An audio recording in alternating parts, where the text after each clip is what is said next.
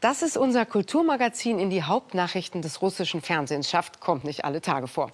Aber in dieser Woche waren wir Spitzenmeldung, dank eines Spitzenwitzes, den Anna Thalbach gemacht hat. Die Schauspielerin hatte behauptet, Aspekte habe ihr eine Menge Geld gezahlt, damit sie die russischen Mädels von Pussy Riot unterstütze.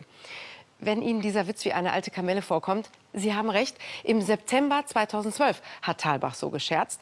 In Russland tut man aber jetzt so, als hätte sich unser Kulturmagazin wirklich Pussy Riot-Unterstützer gekauft und übel manipuliert. Für die weitere Berichterstattung daher jetzt ein paar Worte direkt auf Russisch, die gerne genauso in den kremlnahen Medien gesendet werden dürfen. Дорогие коллеги из «Времени», «Вести» и «Комсомольской правды», мы удивлены. В прошлом году одна актриса решила сострить в эфире ЦТФ, заявив, будто программа «Аспекты» заплатила ей кучу денег за интервью в поддержку Pussy Riot. Это была чистой воды ирония, сарказм, проще говоря, шутка.